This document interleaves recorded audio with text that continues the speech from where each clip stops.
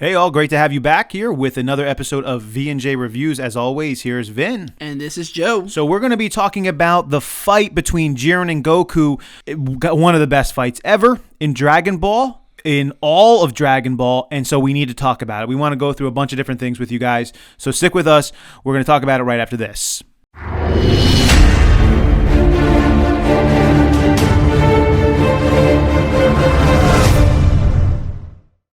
So, right off the bat, before I even talk about the fight itself, the power differential and some of the techniques and abilities that we're seeing from Jiren and Goku, I just want to make mention that they did a phenomenal job with this fight. It's absolutely beautiful. When you're talking about the images, the imagery, the artistry, the artist work, the animation quality, the quality of it, the animation. Of course, there's a lot when you say those certain things, but there was a fluidity, a movement to it, a crispness to it. Yeah, how Ultra Instinct moved. I mean, it was just perfect. They took a lot of time with this. I guarantee you the hours that were put in on this fight alone, and they knew it. They said, okay, so we're going to do the fight here.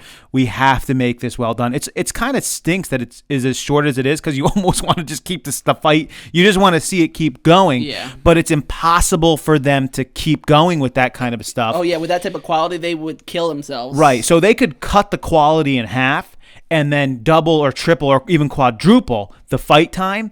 But they decided, you know what? We're going to implement the highest quality we can do right now, and maybe cut down the fight a little bit, because we only have these 2 episodes left, and now basically Goku's out. So it's pretty much this last episode, but they went that direction, and you know what? I'm A-okay with that. With the quality we saw, phenomenal. And I think that's probably the biggest thing that we should say is they did a great job with this. And that's probably why they decided to take off last week. And even recently, within the last month, they had another week that was off. There was 2 weeks that there was no super episode. And it's likely we're polishing it. Yeah. They utilized that time to say the fight's coming up, and we need to make sure this is in order, and that's what they did.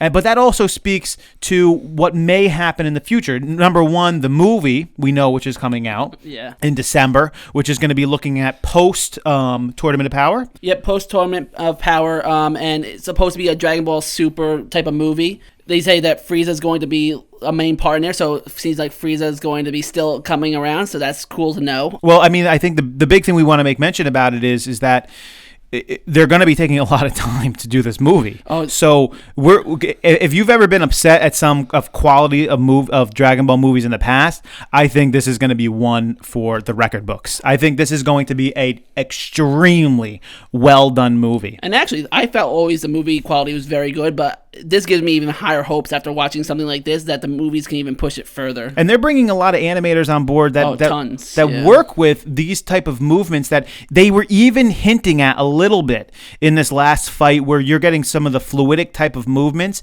that Dragon Ball really has lacked on. It's not really the Dragon Ball style, I guess you would say, but a lot of animators who are into that style are going to be more involved in Dragon Ball in the future, at least for the movie. And then possibly, I mean, nothing's confirmed yet, but Dragon Ball is very popular right now, and I think with the upcoming movie, the popularity is not going to go down. They've done a pretty decent job with Super, especially towards the end here with the Tournament of Power, and you would think that they would be able to keep the quality that we've been seeing now in the Tournament of Power in some of these final episodes into another arc that they might play out after the movie. Hopefully they do. I know there's some naysayers out there, Dragon Ball's not coming back or whatever, but hopefully they say, you know what, there's a fan base here, there's money here, and why not? Let's keep going with this. We can keep the quality up. There's plenty of storyline left. Yep. It's not like you're lacking for ideas here. There's tons of ideas you can come up. They can go so many directions. We even had episodes on different directions they can go, and you guys came up with and multiple so there's ideas. Literally no reason why they shouldn't. The only reason why is if basically Toriyama doesn't want to do it. That would be the only thing. And other than that, he should hand it off to somebody else, although people would be upset with that, so that's a different thing to talk about. But other than Toriyama just not wanting to do it, there's really no reason that it's not going to happen after the movie. So that's all good stuff, and I think that all points to the quality of the fight that we saw. That brings us into the actual analysis of the fight itself. So we have Goku now with what we're saying is a mastered Ultra Instinct, although, it's not entirely mastered, that we know, because he kind of like powered out of it at the end.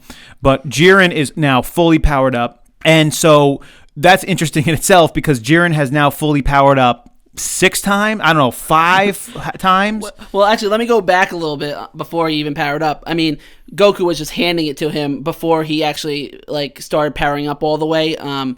Actually, what I really liked was at one point they actually had blue flames showing Goku was taking power in the arena, and then when Jiren powers up and starts really getting beefed up, the whole arena turns red with red flames, showing that now he's taking over the power there. But Goku, they showed his face, and he just didn't care, and I love that look because I think that's the Ultra Instinct look. You just don't care about, oh my gosh, he's getting so much more powerful. You just know that you're going to win. The arena almost actually looked like hell, to be honest with you. Oh yeah, when Jiren took over, which made me think about a lot of people out there. Not our viewers, of course, but there was a lot of other people out there who thought Jiren was like this amazing guy, and he was, Jiren's all good, Jiren's all wonderful, and we did an episode out there where we were basically no, we know the character of Jiren now. This is what he's all about, and we did get a little bit of backlash, not too much, but we were saying that Jiren, no, he's not all good. There's issues with him, and if there was any kind of imagery that would point to Jiren is about strength and strength alone, and weakness to him, if you're weak, you don't even deserve to be alive. You're nothing to him. That's why he called Topo out. That's why he didn't care about the rest of his team. They were too weak for him. That's why he didn't help them. It had nothing to do with any sort of other justice or anything like that. It was only strength to him. And so now it looks like hell in the arena. Flames are going all over the place, and like Joe said, Goku doesn't even care. Doesn't faze him at all. Yeah, one thing I wasn't so happy about is everybody's talking about how it's a hidden power that he just tapped into right now. I don't know how any of them could actually realize or know that. I just feel like he just powered up fully. This is what he had this whole time. He just finally had to tap into it because of everything going on. It's not like he's in his fight or flight situation where he now just finds this hidden power out of nowhere. But that's what they were portraying it as. Yeah, I don't think so either. It's the first time he's ever hit it, or it's a hidden power, hidden thing. Nah, he knew this power. I just, and that's Dragon Ball. Dragon Ball always does this, where people just get more and more and more powerful for the storyline. Yeah. It's nothing new. So to be sort of what? How could they do this? They shouldn't do this. If you're surprised by that, then what have you been watching for the last how many ever years?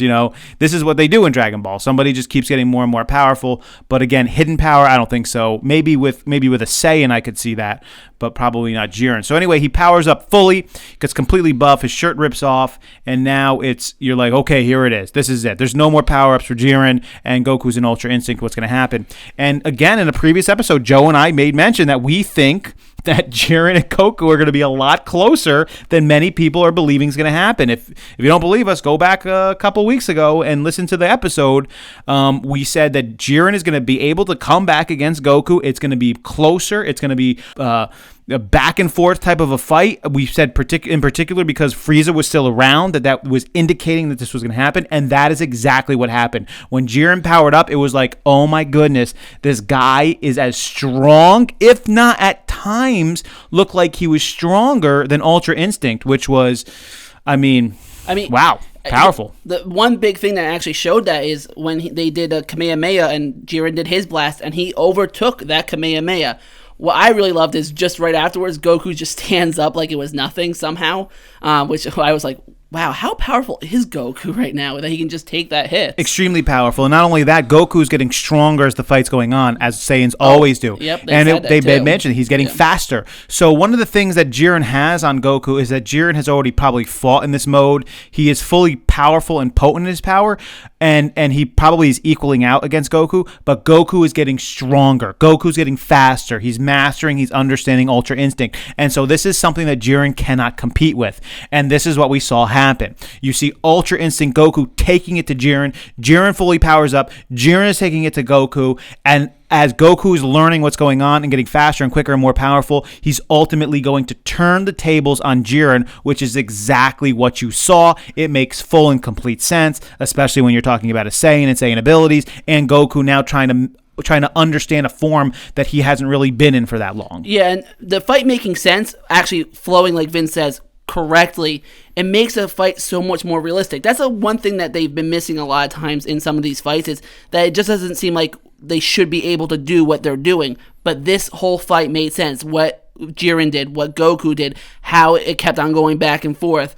It just, like Vince said, flowed exactly the way it should be. And that's how you know they put a lot of time and detail into this. So we have all this high-quality picture, animation, crisp art, fluidity, fighting, technique, just the storylines working correctly, the two power levels against each other, and you're just going back and forth, and Goku rises to the top. And so it's working out, and now you basically have Jiren laying down, Goku, and now I'm thinking, like, is Goku going to have mercy on this guy? Correct. Actually, I thought for a second the blast he was going to do against Jiren was going to heal him. Give him energy. Yeah. Joe and I have not talked about this. So Joe saying heal him, I was thinking heal him too.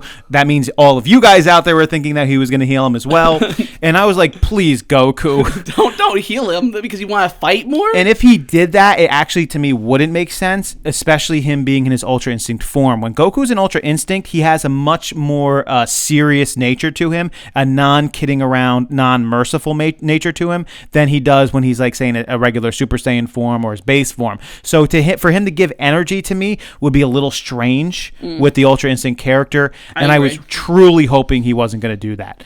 What's the point of giving him energy? You're trying to win a tournament of power. I mean, it's not like he deserves it any more than all the other people you eliminated off of the platform. So we will never know what Goku was actually going to do there with that orb or whatever he was powering up. Power orb. It was different. I mean, I would have expected it to be a different color or a different type of thing. Like I said, it almost reminded me of healing. Maybe they'll play something out with that later on. Like maybe Jiren is going to know what he was going to do. No, Jiren was about to attack him. Yeah. Jiren didn't care. I mean, literally 2 seconds later, he tries to eliminate him. So no, he didn't care. He didn't care at all. So we'll never know what was going to happen. Actually, no, he did care. I mean, one thing that he gave respect to Goku in the very end there, saying he will remember him. You'll live on in my memory. So that means he'll never forget Goku. I mean, Goku has left a lasting impression on Jiren. And we've talked about this before where I feel like Jiren can change with the type of character he is, and Goku will be the one who changes him. And probably somebody who's stronger than him would be the one to do it, and that's why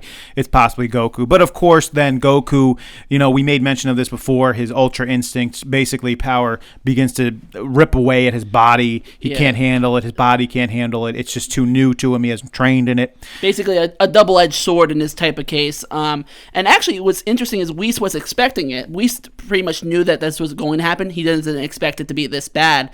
And this also shows me, obviously, Ultra Instinct, he still needs to train in this. Which is good. And that also speaks for possibly later arcs for Super, because it's not perfected, none of that stuff. I mean, it only lasted like 30 seconds, right? So it's not lasting that long for him. He needs to up that time. I mean, really what it reminded me of is when he went Kaioken times 20 in Super Saiyan Blue form for the first time, and it just messed up his body. That's sort of what's going on here. And of course, we mentioned that most of us thought that it was Frieza at first, but then it becomes very apparent that it's not Frieza, it is Ultra Instinct, which makes sense. If nobody should be thinking, it makes sense that he's in this new form and it's tearing away at his body, and unless he trains in it for a long time, he's not going to actually fully master and or perfect it. So he goes down. He could have eliminated Jiren. He waited too long. He didn't do it. Now Jiren's going to rise up and eliminate him, and that's where we hit the big surprise. We talked about that in the Ending Explained episode we did last time. If you want to check that out, you can. But very quickly, 17's around, Frieza's around, and now Goku's around, all against Jiren, who is a depleted Jiren with a no-energy Goku laying on the platform, and Golden Frieza and 17 there, and 30 seconds remaining, and that's where we stand for the next episode. We really had to make an analysis of this fight, because really, guys, this is the top fight, I think, of the whole tournament almost at this point. Maybe the first time he went Ultra Instinct, Omen, could be a little bit, because that one was really cool as well. It was a big surprise.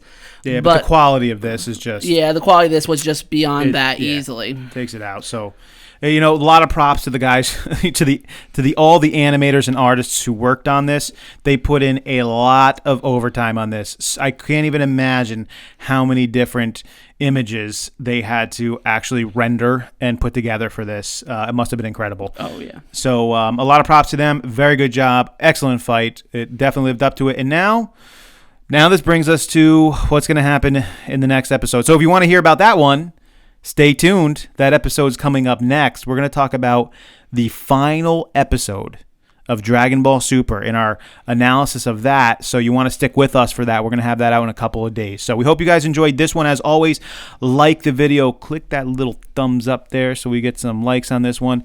Joe, what do you want to shoot for? How about 10,000 likes? I don't know about that much. Oh, wait, we need probably more subscribers first? Or yeah, I would think so. All right, we'll throw a pizza party if we can get 100 likes.